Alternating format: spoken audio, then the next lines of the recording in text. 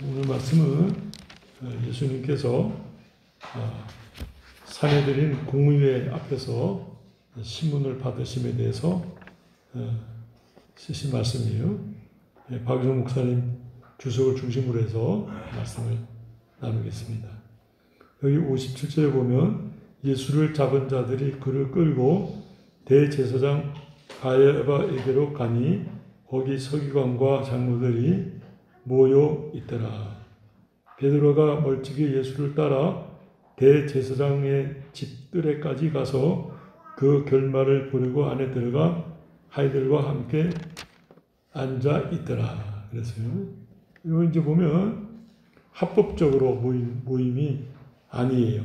그래서 사실은 이제 불법이고요. 두 번째는 성전에서 모여야 되는데 만약 모인다면 대제사장 뜰에서 모였으니까 이게 또 불법이에요. 세 번째는 대낮에 모여야 되는데 지금 한밤중이거든요. 밤중에 모여서 이게 이제 불법이에요. 그러니까 이제 불법 공의회가 모이긴 모였지만 그 구성원이 불법으로 모여서 예수님을 신문하는 형세를 띄었어요. 그리고 여기 60절에 거짓 증거를 찾으면 60절에 거짓 증인이 많이 왔으나 얻지 못하더니 후에 두 사람이 와서 이르되 이 사람의 말이 내가 하나님의 성전을 헐고 사흘 동안에 지을 수 있다 하더라 하니 그것도 이제 사실은 이제 거짓 증거거든요. 요한복음 2장 19절을 한번 찾아보겠습니다. 요한복음 2장 19절 말씀이에요.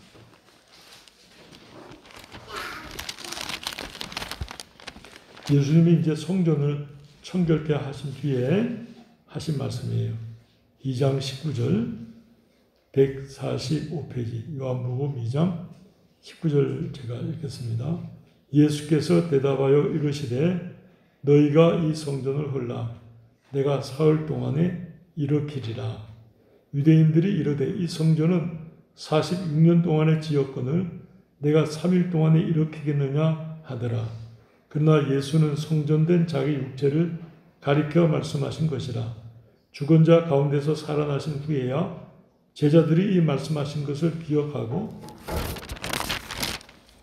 성경과 예수께서 하신 말씀을 믿었더라. 우리 마태복음 26장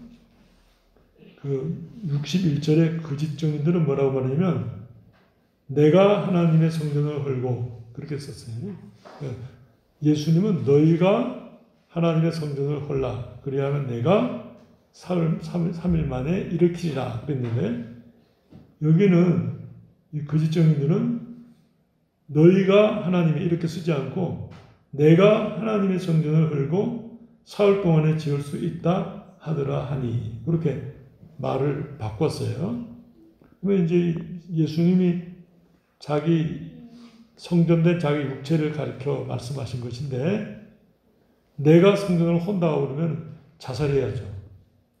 그러니까 이게 이제 오는 말이 아니죠. 걸어 넘어뜨리려고 예수님이 성전을 헌다는 것은 성전 모독죄에 들어가거든요. 그러니까 성전을 모독했다고 해서 죽일 죄를 찾으려고 예수님 말씀을 인용했는데 예수님은 너희가 성전을 헐라. 너희가 예수 그리스도를 십자가에 못 박으라. 그러면 내가 3일 만에 부활하리라. 그런 말씀인데 성전 모독죄를 몰라고 그러니까 내가 성전을 헐어야 성전 모독죄가 되잖아요. 그러니까 이 사람들이 너희가라는 말을 빼고 내가 하나님의 성전을 헐고 사흘 동안에 지을 수 있다 하더라 하니 완전히 이제 너희가를 빼고 내가를 쓰면서 예수님을 성전 모독죄로 몰았어요. 예수님이 63절에 침묵하시더라. 대답지 않으셨다. 63절에 대제사장이 이르되 내가 너로 살아계신 하나님께 맹세하게 하노니 내가 하나님의 아들 그리스도인지 우리에게 말하라. 왜 이제 중요해요. 출애굽기 22장 11절 말씀을 하나 보겠습니다. 출애굽기 22장 11절 말씀이에요. 구약성경 출애굽기 22장 11절 말씀.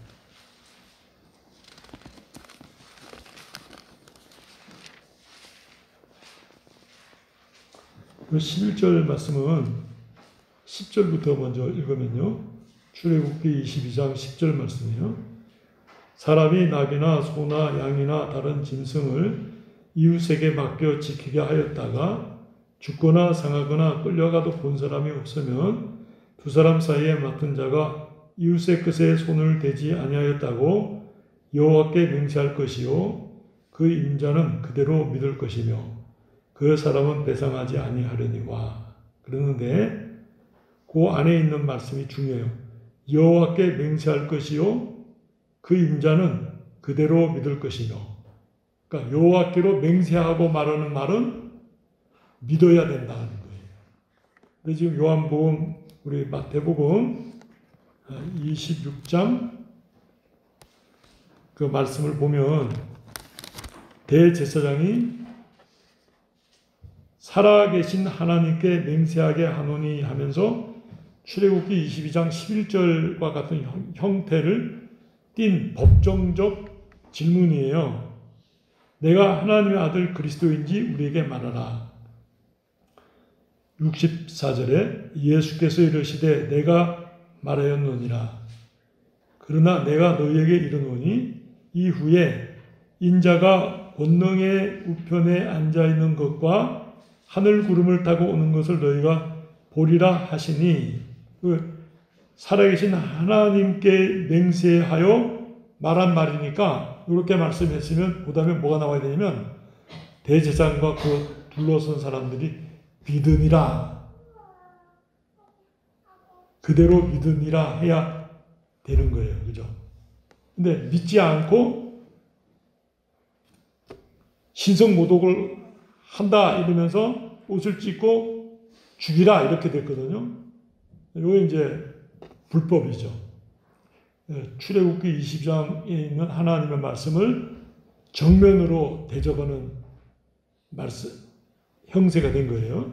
그러니까 예수 그리스도를 죽일 수 없음에도 불구하고 믿지 않을 뿐만 아니라 하나님의 맹세케 한 이름을 모욕하고 예수를 죽이고자 했다. 이걸 말씀해요.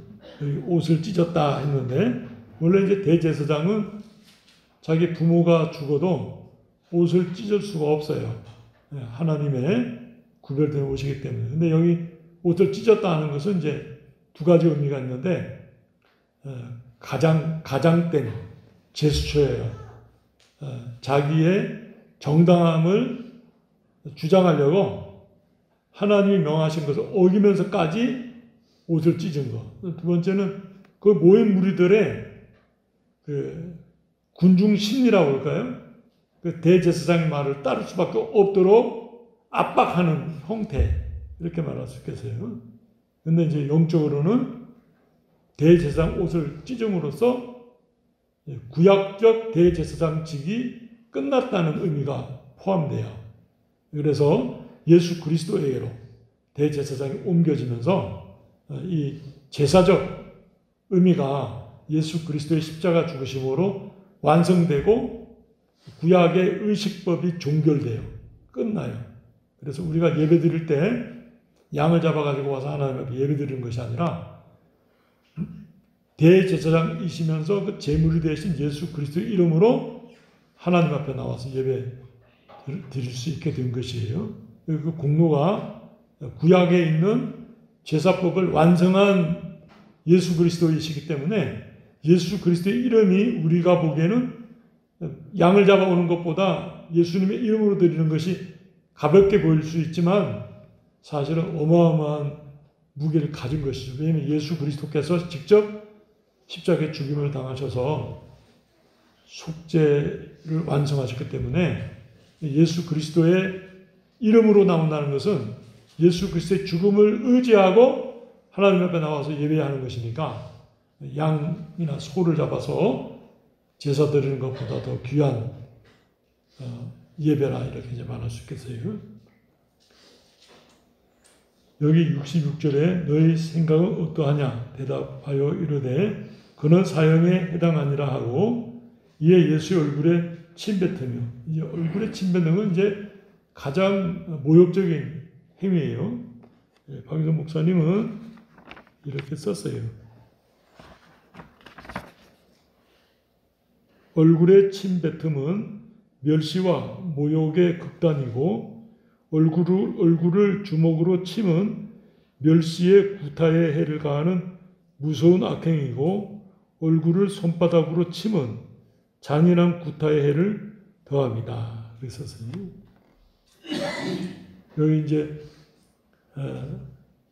63절, 64절 말씀이 거기 여러분 혹시 성경에 쓸 수 있으시면 법적 맹세라고 쓰시면 좋겠어요. 법적 맹세. 거기다가 잘 쓰는 용어는 아닌데 법적 맹세. 이제 법적으로 맹세를 하도록 하는 것은 하나님과 사람 앞에 그 진실을 드러내기 위한 방법이거든요. 출애굽기 22장 11절 말씀에 근거해서 그렇게 하나님의 이름을 걸고 맹세를 하고 진술할 때는 상대방이 뭐 아무래도 이 녀석 물질 증거는 없지만은 심정으로 이게 범인인데 해도 하나님의 이름으로 맹세할 때는 상대방이 믿어줘야 된다는 것을 하나님의 이름에 근거해서 말하는 것이거든요. 그러니까 예수 그리스도께서 내가 메시아다 그렇게 말씀하는 것은 하나님의 이름에 걸고 말씀하는 거니까 이 대제사장이나 둘러선 사람들이 성경의 맹세법에 근거해서 대답한 것이니까 믿어야 된다 하는 거예요.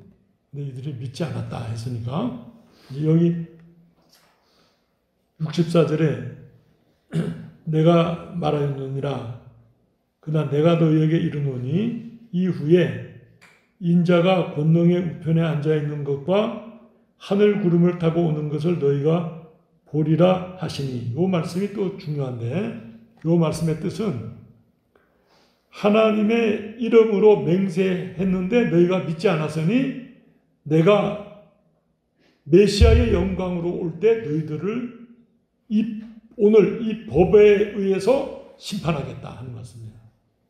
굉장히 무서운 말씀인데 박유선 목사님 여기 주소기를 굉장히 무서운 말씀이라고 썼어요. 이 말씀이 무서운 말씀. 이 말씀은 무서운 말씀이다. 그래서 이렇게 썼어요. 주석에다가 그렇게 썼어요. 왜냐면 이게 그 현장에 있던 사람들이 예수 그리스도를 맹세를 듣고도 믿지 않았으니까 나중에 주님께서 그 심판하실 때 이 현장을 말씀하실 것이거든요. 그렇기 때문에 무섭다. 법적 맹세의 공정으로서 무섭게 끊어 말씀하신 그의 메시아 증언에 따르지 않지 못할 것이다. 자기가 메시아라고 그는 최후적 단언을 하셨으니 그 자리는 절벽의 끝이다. 그 말을 듣는 자들은 거기서 하늘로 올라가든지 그렇지 않으면 무한히 깊은 구덩이에 떨어지든지 두 가지 태도밖에 없을 것이다. 예수님은 이제부터 승리의 높은 길에 오르시는 거로 그를 믿지 않는 자는 부끄러움과 멸망을 당할 것이다. 그렇게 썼어요. 그래서 요 이제 말씀이 그 법정 맹세에 대한 공정이라는 표현을 썼는데 곧 저들이 부인하지 못할 것이다. 그 말씀이 참 귀한 주석 말씀이에요. 해석과 함께 우리에게 은혜와 신앙의 근본을 주는 해석이라고 생각합니다. 그래서 이렇게 예수 그리스도께서 법정에서 공식적으로 죄가 없음에도 불구하고 저들이 예수께서 하나님의 아들 되심을 선포하였음에도 불구하고 믿지 않고 죽였다 하는 것이 이제 역사적 사실로 명시됐어요.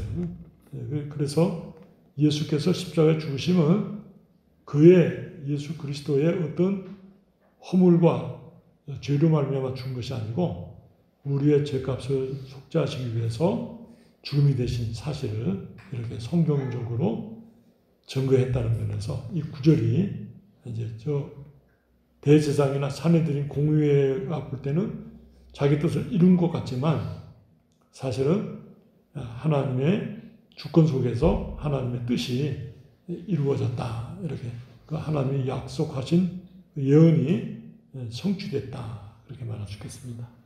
같이 기도하겠습니다. 사랑과 은혜가 충만하신 하나님 아버지, 이렇게 사내들인 공회가 대낮에 성전에서 모여서 합법적인 이렇게 재판을 해야 됨에도 불구하고 밤에 모이며 또 대제사장 뜰에 모이며 또 거짓 증인들을 세워 증거하였지만 증거를 얻지 못하였음에도 살아계신 하나님을 맹세하며 말씀하게 하고는 예수께서 친히 자신을 증거하였음에도 불구하고 저들이 믿지 않을 뿐만 아니라 사형 선고를 내리며 뺨을 치며 침을 뱉으며 모욕을 가한 것을 살펴보았습니다. 이 모든 것은 역사적 사실이지만 또 한편 예수님의 고난당하심이 우리의 죄와 허물을 인함이라는 사실을 또한 알려하여 주시니 감사합니다. 예수님께서 대신 이와 같은 모욕과 수치와 죽음을 당하심으로써 우리의 죄값을 대신 지시고 우리에게 귀한 죄 용서와 자유와 하나님의 자녀로서의 의로움의 칭의를 주시고 이렇게 신앙으로 자라가는 하나님의 사람으로 삼아주시니 감사합니다. 우리의 어떤 행위로 우리가 구원을 받고 하나님의 자녀가 된 것이 아니고 오직 하나님의 말씀과 예수 그리스도의 순종으로 말미암아 이와 같이 우리에게 은혜를 끼쳐주셨음에 우리의 남은 생애를 하나님 앞에 헌신하며 그 은혜를 감사하며 찬양하며 이 세상에 선포하며 하나님의 백성으로서의 아름다운 삶을 살아갈 수 있도록 날마다 새롭게 은혜를 주시고 능력을 주셔서 주의 뜻을 따르게 하여 주시옵소서. 예수 그리스도의 이름으로 기도드리옵나이다. 아멘.